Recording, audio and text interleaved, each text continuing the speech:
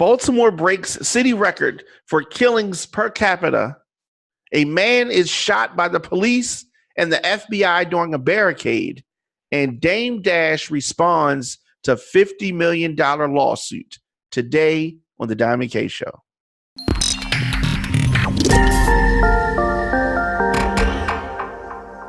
Welcome back to Radio on Fire, live on RFN TV. My name is Diamond K.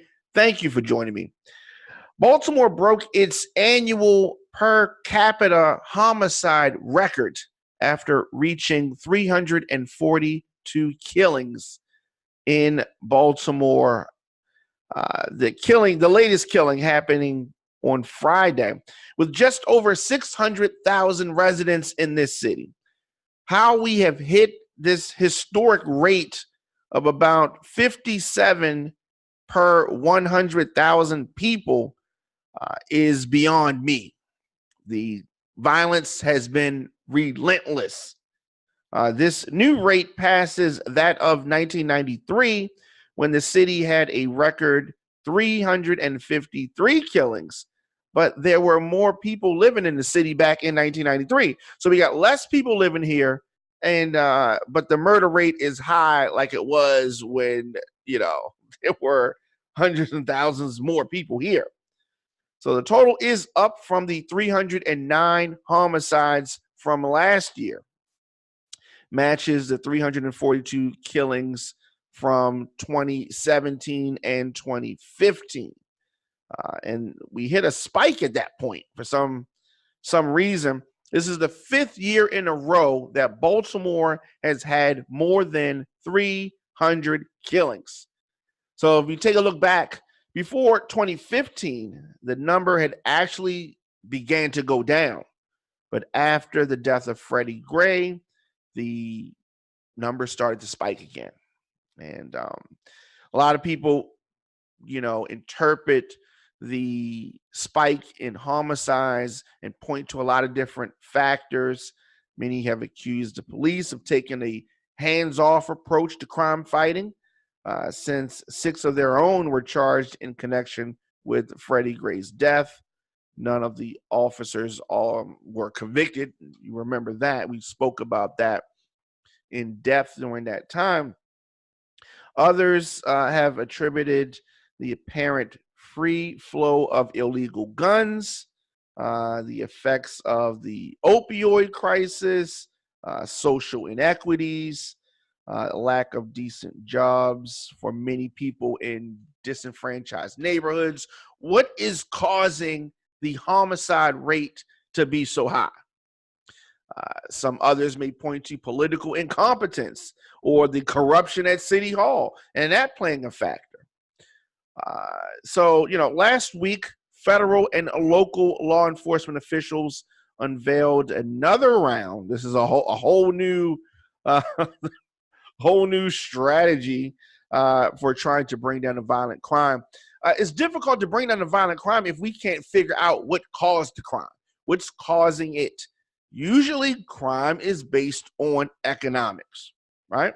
But anyway, in their attempt to curb the crime, the federal funding that's going to help pay for new police officers, more police officers, a pilot program, the surveillance plane, and all these things is not going to stop crime.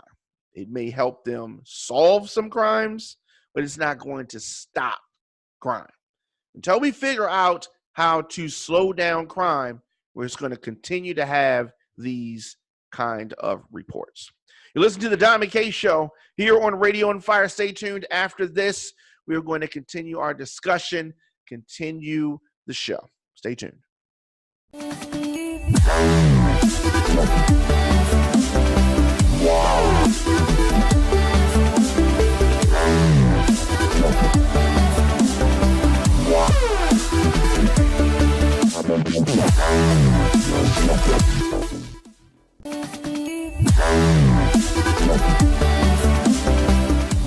Welcome back to the show. Diamond K in here, radioonfire.com.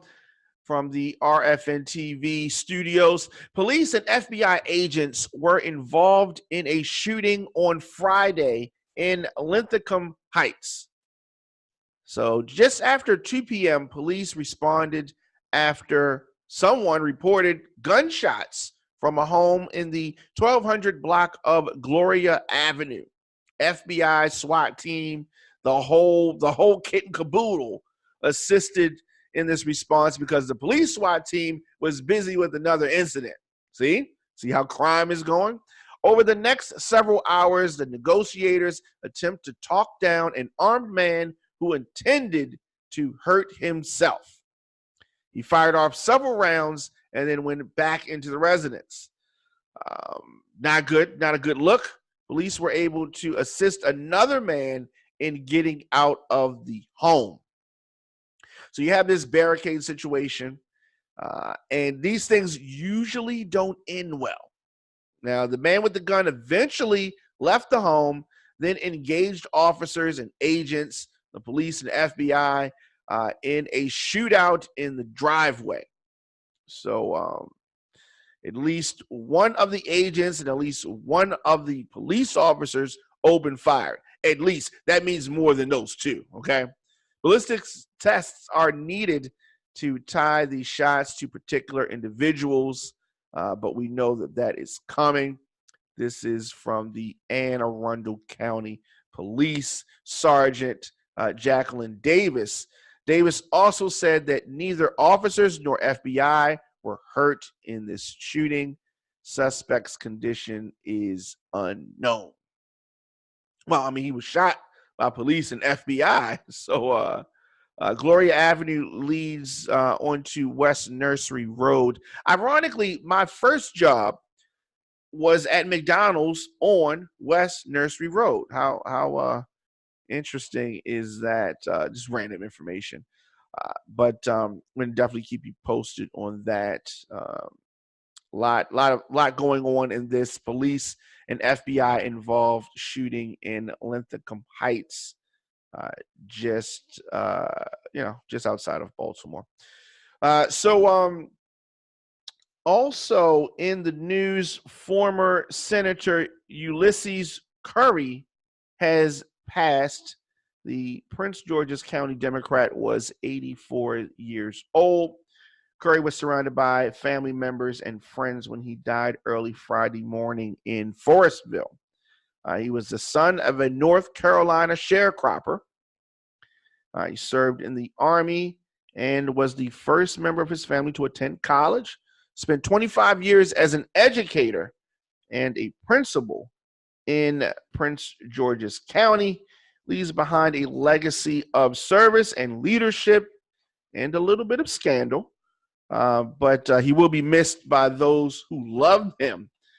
First came to Annapolis as a delegate back in '86.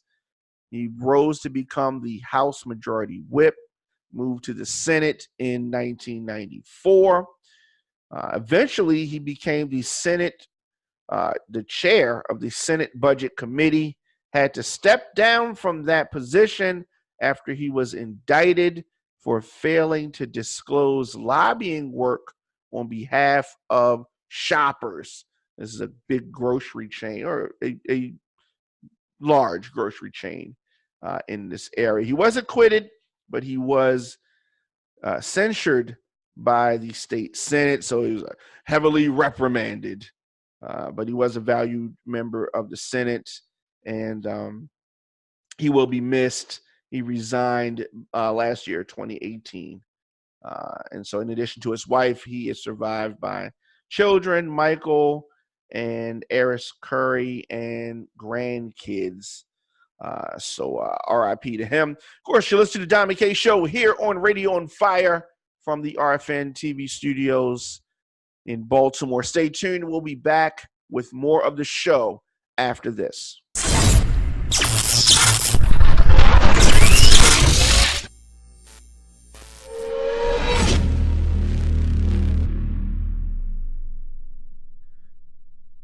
Welcome back. Your man Diamond K in here. So this next story, it doesn't bring me any pleasure to talk about this, but we got to talk about it.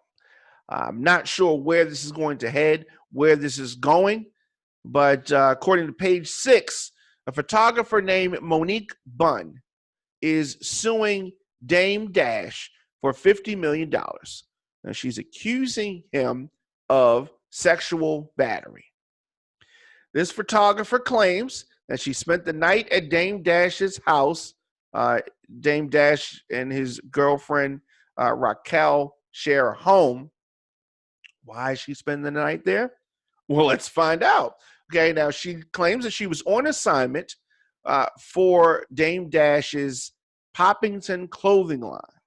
I guess it's taking photos in the morning. She needed to crash, or maybe she was taking photos at night and she was sleepy. I don't know. Just why was a photographer staying the night at your house? I guess it could be innocent. I guess.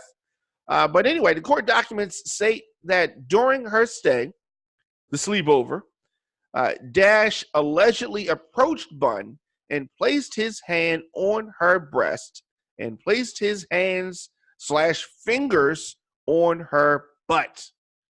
Okay, she was asleep and she woke up to this.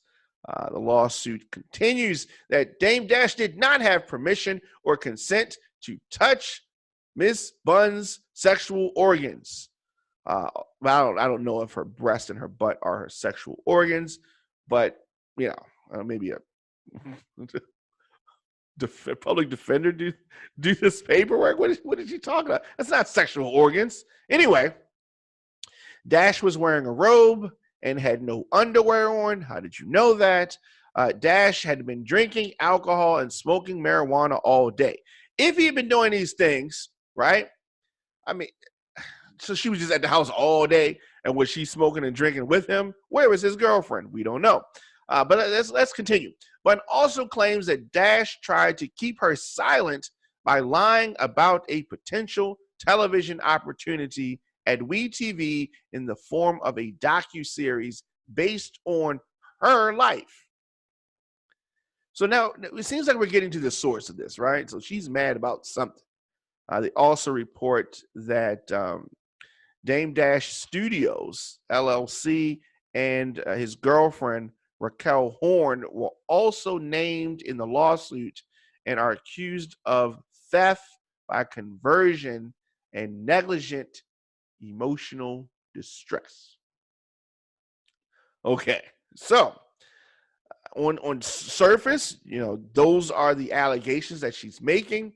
Dame Dash has come forward with a video that he hopes will clear his name in this $50 million lawsuit. Let's take a look at this video. I'm not doing nothing, so you can talk all you want. So on my hard drive and everything, I brought all my stuff at the studio. You were leaving anyway, so what you want me to do? What are you expecting me to do at this time of night, after you just tried to rob? I did not rob you, Damon. At all. I've never in my life had to rob you. I am. I've never had to. You can tape it. I've never had to rob you in my life. You say you have a phone in your bag. Where was I supposed to put it? Leave it out sitting around? Well, you were about to leave tomorrow at 11 o'clock. So you had a phone that you didn't tell me about. You didn't acknowledge it. You had an iPad in your bag. And you also had all my other property that I just paid $5,000 for. Right. Did I ever say that you could take it home? Did you even tell me you bought it? You made a lot of decisions. That's really funny to me. So that's the reason why I'm not helping you do nothing. I'll box your shit up and I'll send it to you. I don't trust you and I want you out of my house. Oh, okay. I don't like it. No problem. All right, so go ahead. Not a problem. Peace. That's Hey. foul. You know you're wrong. Good. As you can see, the video shows Dash arguing with this photographer, and Dame is accusing her of trying to rob him. In the video, which he posted to social media, he captioned it by saying, "This is what setting up a black man looks like live. First, they come into your house, then they try to rob you. When they get caught, they try to make a good guy look bad." That's what he says. They try to extort you. This is interesting, okay? Chris Brown, the lawyer, is clearly the ringleader of this conspiracy. This is his third lawsuit he has personally filed against me in a year. From what I hear, the FBI should be doing their job. This is what really happened. Keep trying. I'm on point at all times.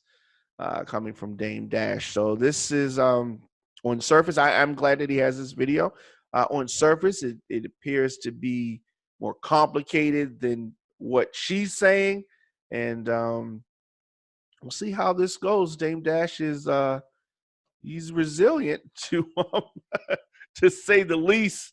Of course, your man Diamond K. I'm here 6 p.m. And you know, with the year coming to an end and 2020 upon us, we'll be making a big announcement on New Year's Day here on radioonfire.com. You can check us out there. Members, radioonfire.com/join. And, you know, I'm going to keep you posted. We keep, mums is the word until January 1st. See you guys tomorrow. Give me a pretty girl. Came in this game with fame. Neighborhood knew my name. Pretty girls knew my name. Still the same, nothing changed. See how she poke it out. Rough sex, choke it out. Tongue go in and out. 420, smoke it out. Time flies.